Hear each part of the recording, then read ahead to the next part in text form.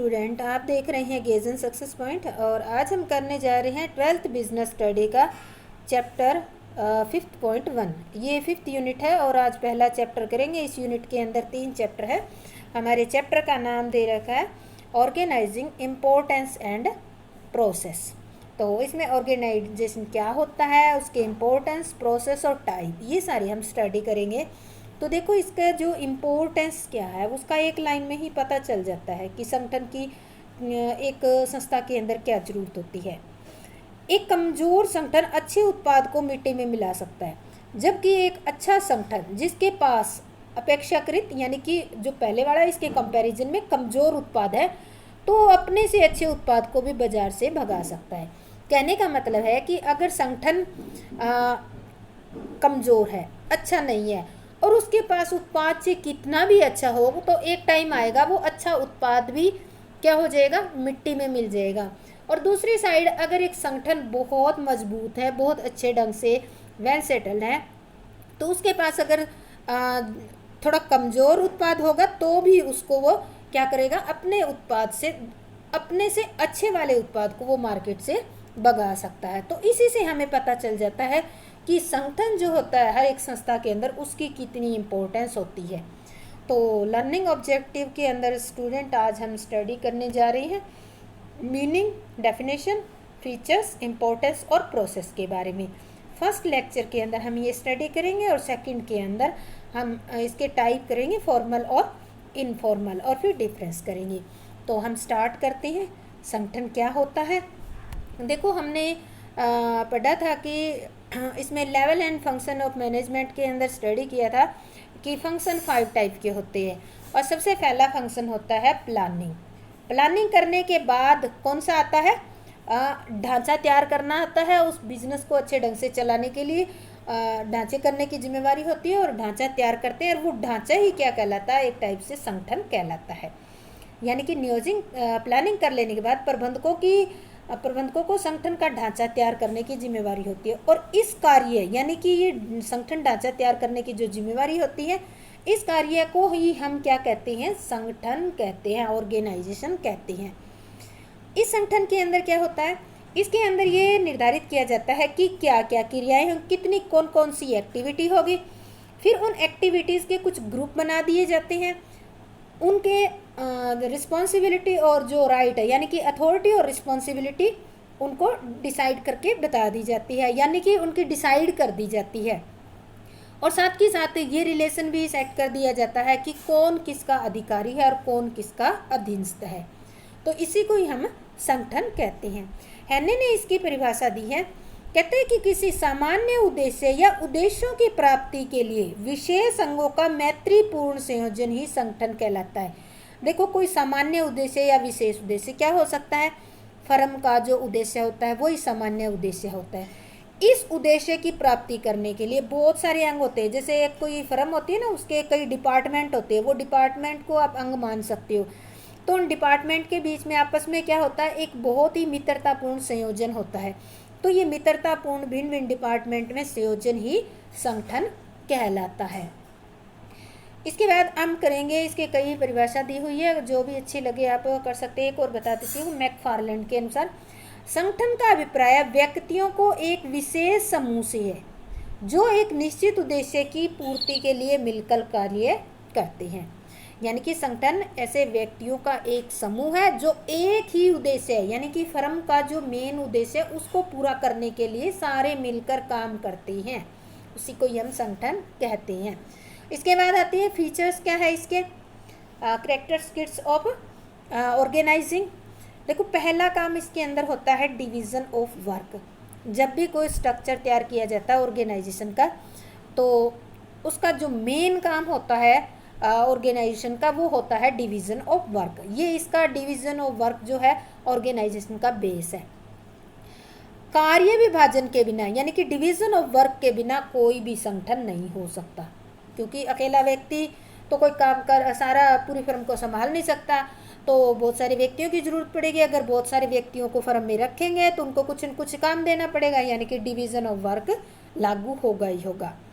इसमें क्या होता है? डिवीज़न ऑफ वर्क के अंदर जो बिजनेस फर्म का पूरा काम होता है, यानी कि पूरा उद्देश्य होता है, उस उद्देश्य के लिए जो क्रियाएं करनी होती है उनको, या ये कह सकते हैं कि व्यवसाय के पूरे काम को अनेक विभागों में विभाजित कर दिया जाता है। और फिर क्या करते हैं, विभाग के कार्यों को भी फिर छोटे छोटे उप विभागों में विभाजित कर दिया जाता है। इस तरह से डिवीजन ऑफ वर्क किया जाता है। इसके बाद आता है कोऑर्डिनेशन। संगठन के अंदर विभिन्न लोगों को अलग अलग काम सौंपे जाते हैं, लेकिन सभी की कोशिश क्या होती है, एक ही होती है, संगठन का उद्देश्य पूरा करना। और इसके लिए संगठन ऐसी व्यवस्था करता है कि सभी लोगों का काम अलग अलग होते हुए भी एक दूसरे से संबंधित हो। इसी कारण से समन्वय स्थापित होने में सहायता मिलती है। प्लूरलिटी ऑफ पर्सन, बहुत सारे व्यक्ति आपने देखे हो संगठन में, कोई एक दो व्यक्ति काम नहीं करते, ग्रुप ऑफ पर्सन काम करते हैं। और वो काम किसके लिए करते हैं, कोई सामान्य उद्देश्यों को पूरा करने के लिए ही इकट्ठे होते हैं और उसी के लिए ही काम करते हैं। तो इसलिए ये कह सकते हैं कि एक अकेला व्यक्ति जो है संगठन का निर्माण नहीं कर सकता। संगठन के लिए क्या चाहिए, बहुत सारे व्यक्तियों की जरूरत होती है, और वो भी व्यक्तियों की जरूरत के साथ नहीं, केवल उनका उद्देश्य भी एक होना चाहिए। कॉमन ऑब्जेक्टिव, संगठन के कई अंग होते हैं, कई डिपार्टमेंट आपको बताए थे, सभी के अलग अलग काम होते हैं, लेकिन सबका उद्देश्य क्या होता है, एक ही उद्देश्य होता है, संस्था का उद्देश्य या संस्था का जो गोल है वो अचीव करना। Organisation is a machine of management, इसको क्या बना दिया, मैनेजमेंट की एक मशीन बना दिया, यानी कि एक ऐसा यंत्र बना दिया जिसको हम मशीन भी कह सकते हैं, या आप ये कह सकते हो जो ऑर्गेनाइजेशन है वो एक फर्म के अंदर मशीन की तरह काम करती है। जिस तरह से होता है ना कि मशीन में अगर कोई ख़राब पुर्जा लग जाए या सही जगह पे ना लगे तो मशीन काम नहीं करती। सेम इसी तरह से अगर क्रियाओं का जो विभाजन है, यानी कि जो एक्टिविटी हम डिवाइस कर रहे हैं, डिवीज़न ऑफ वर्क कर रहे हैं, वो गलत हो जाए, या फिर हम पदों की स्थापना ही ठीक ढंग से ना करें, तो क्या होगा, पूरा प्रबंध जो है व्यवस्था फेल हो जाएगी। इसी कारण से इसको मशीन ऑफ मैनेजमेंट कहा है। तो ये हमारे कुछ फीचर्स थे। इसके बाद आते हैं इम्पोर्टेंस ऑफ ऑर्गेनाइजेशन। देखो सबसे पहला हमारा इम्पोर्टेंस है, इसमें हमने डिवीज़न ऑफ वर्क किया था, डिवीज़न ऑफ वर्क के बेस पे ही आता है ये हमारा इम्पोर्टेंस, इसका बढ़ जाता है बेनिफिट्स ऑफ स्पेशलाइजेशन। देखो संगठन के अंदर पूरा एक काम होता है उसको अनेक छोटे छोटे कामों में बांट दिया जाता है, और फिर सभी वो जो काम होते हैं या उपकार्य होते हैं वो योग्य व्यक्तियों को नियुक्त कर दिया जाता है उनको पूरा करने के लिए, जो एक ही कार्य को बार बार करते हैं। अगर कोई व्यक्ति एक ही काम को बार बार करेगा तो वो क्या बन जाएगा, उसका विशेषज्ञ बन जाएगा। इस तरह से क्या होगा, कम से कम समय में ज़्यादा से ज़्यादा कार्य होने लगेगा और संस्था को स्पेशलाइजेशन का बेनिफिट भी मिलने लग जाएगा। सेकंड आता है क्लैरिटी इन वर्किंग रिलेशनशिप। संगठन के अंदर कर्मचारियों के बीच में जो काम से रिलेटेड जो रिलेशन होता है वो क्लियर होता है, सबको पता होता है कि कौन किसको रिपोर्ट देगा और कौन किससे रिपोर्ट लेगा, यानी कि एक इफ़ेक्टिव कम्युनिकेशन होता है। और ये जो इफ़ेक्टिव कम्युनिकेशन और इनका रिलेशन है, इसकी वजह से इनकी जो उत्तर देता है या जवाबदेही है हम उसको भी डिटरमाइन कर सकती हैं। थर्ड इसका है कि optimum utilisation of resources. Third, संगठन प्रक्रिया के अंदर कुल काम को छोटी छोटी इकाइयों में बांट देते हैं और फिर प्रत्येक क्रिया को करने वाला एक अलग कर्मचारी होता है। ऐसा करने से कोई क्रिया ना तो छूटती और ना ही कोई क्रिया दो बार होती, यानी कि अगर किसी क्रिया को एक बार करना है तो वो एक ही बार होगी, ना छूटने के चांस होंगे ना उसके बार बार रिपीट होने के चांस होंगे। इससे क्या होगा, इससे संगठन में जो फिजिकल और ह्यूमन रिसोर्सेज है उनका ऑप्टिमम यूटिलाइजेशन होगा, जैसे कि माल, मशीन, मानव शक्ति, मैन पावर है, इनका अनुकूल उपयोग संभव हो जाएगा। फोर्थ है अडेप्टेशन टू चेंज, यानी कि परिवर्तन करने में सुविधा होना। संगठन प्रक्रिया एक संस्था को इस योग्य बना देती है कि वह कर्मचारियों के पद से संबंधित किसी भी परिवर्तन को आसानी से सहन कर लेती है। परिवर्तन को आसानी से सहन कर लेती है। परिवर्तन मतलब होता है कि किसी कर्मचारी का रिटायरमेंट हो जाना, छोड़कर चले जाना, तो उसकी जगह पे जो नीचे के पद का कर्मचारी है वो पदोन्नति होके आ जाता है। तो इस तरह से क्या होता है, एक श्रृंखला बन जाती है। और जब कोई प्रबंधकीय पद खाली होता है तो पदोन्नति के द्वारा उसको तुरंत भर दिया जाता है। यानी कि ऊपर के लेवल का पोस्ट खाली होगी तो नीचे के लेवल वाले को उस पर प्रमोट कर दिया जाएगा। क्योंकि ऐसा संभव क्यों होता है, क्योंकि प्रत्येक जो कर्मचारी होता है अपने बॉस की कार्यप्रणाली से पहले भली भांति परिचित होता है। उसको पता होता है कि मेरा बॉस क्या क्या काम करता है। अगर वो बॉस चला जाएगा उसकी जगह वो कर्मचारी आ जाएगा तो सब उसको पता है, तो वो आराम से काम को संभाल लेता है और इसलिए उन्हें नया पद ग्रहण करने में कोई असुविधा नहीं होती। इस कारण से परिवर्तन में सुविधा नहीं होती, फर्म को इजीली परिवर्तन को सहन कर देते हैं। इफेक्टिव एडमिनिस्ट्रेशन, ज़्यादातर ये देखा जाता है कि प्रबंधकों में अधिकारों को लेकर भ्रम की स्थिति बनी रहती है। संगठन प्रक्रिया प्रत्येक प्रबंध के द्वारा की जाने वाली विभिन्न क्रियाओं और प्राप्त अधिकारों को स्पष्ट बता देती है कि एक प्रबंधक के द्वारा कौन कौन सा कार्य किया जाएगा और उसको क्या क्या अधिकार होंगे, ये स्पष्ट होता है। तो प्रत्येक प्रबंध किस कार्य के लिए किसको आदेश देगा, प्रत्येक को ये जानकारी होती है कि वो किसके प्रति जवाबदेह है, उत्तरदायी है। इस प्रकार अधिकारों को लेकर उत्पन्न होने वाली भ्रम की स्थिति समाप्त हो जाती है। अब उत्तरदायी 2-3 बार वर्ड आ गया तो इसको आपको मैं बता देती हूँ।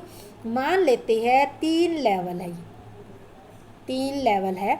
यहाँ पर बैठा है बॉस है, यहाँ पे मान लेते हैं, ठीक है। ये बॉस जो है इस लेवल के कर्मचारी को कोई ऑर्डर देता है, ये एम्प्लॉय है या फोरमैन कह लो आप, ठीक है। अब ये फोरमैन इनसे काम करवाता है, इन सब से काम करवाता है, पर अगर ये काम गलत कर देते हैं, ये गड़बड़ कर देते हैं, काम में गलत कर देते हैं, तो ये जो बॉस है उसके प्रति ये जिम्मेवार नहीं होंगे। क्यों? काम इनको जो है, इनको नाम देते थे ए व्यक्ति, बी व्यक्ति, सी व्यक्ति। तो ए बॉस है, बी जो है फोरमैन है और सी जो है वर्कर है। ए ने जो है काम दिया है बी को, बी ने काम करवाया है यहाँ पे सी डी ई एफ बहुत सारे, इनसे काम करवाया है। अगर इस काम में गलती हो जाती है, इस एरिया में काम होते गलती हो जाती है, तो उस गलती के लिए जिम्मेवार कौन होगा? ए के सामने बी जिम्मेवार होगा, यही उसकी उत्तरदेयता होती है। अब ये जो बी है, हाँ ये इनको गलत ठहरा सकता है, पर ये बी ए को ये नहीं कह सकता कि ये काम मैंने नहीं किया, ये तो सी और डी ने गलत किया। नहीं, ये नहीं कह सकता, ये काम करवाना बी की जिम्मेवारी थी, तो ये पूरी रिस्पॉन्सिबिलिटी लेगा कि मैं काम ठीक करवाऊंगा। हाँ, ये जो बी है, सी डी ई एफ, इनको पनिशमेंट दे सकता है, पर ए के सामने ये कहकर छुटकारा नहीं पा सकता कि ये काम मैंने नहीं किया, ये मेरी जिम्मेवारी नहीं है, क्योंकि ए ने काम किसको दिया? बी को, तो बी की जिम्मेवारी हो जाती है। इसको उत्तरदायी या जवाबदेही भी कह सकते हो। इसके बाद आता है डेवलपमेंट ऑफ पर्सनल। संगठन प्रक्रिया के अंदर अधिकार अंतरण, डेलीगेशन ऑफ अथॉरिटी किया जाता है, यानी कि अधिकार ऊपर से नीचे की तरफ कर्मचारियों में दिए जाते हैं। ऐसा एक व्यक्ति की सीमित क्षमता के कारण नहीं होता, बल्कि काम करने की नई नई विधियां खोज करने के लिए किया जाता है, ताकि उनको अधिकार दे दिया जाए तो वो काम करने की नई नई विधि खोज ले। इससे क्या होगा? जितने भी अधीनस्थ हो गए या जो सबॉर्डिनेट होते हैं उनमें डिसीजन मेकिंग की पावर आ जाती है, या उनको अवसर मिल जाता है कि डिसीजन कैसे लिए जाती है, तो एक टाइप से ट्रेनिंग भी मिल जाती है। तो इस स्थिति का लाभ उठाते हुए नई नई विधियां भी खोज करते हैं, उन्हें लागू भी करते हैं और इस तरह से उनका भी विकास हो जाता है। 7th है एक्सपेंशन एंड ग्रोथ। संगठन प्रक्रिया के अंदर कर्मचारियों को प्राप्त निर्णय स्वतंत्रता से उनका विकास होता है, यानी कि उनको कोई भी डिसीजन लेना है तो वो अपने एरिया के अंदर रहकर उनको फ्रीडम होती है डिसीजन लेने की। वे नई चुनौतियों का सामना करने के लिए भी तैयार रहते हैं और इस स्थिति का लाभ उठाते हुए उपक्रम का भी विस्तार कर सकते हैं।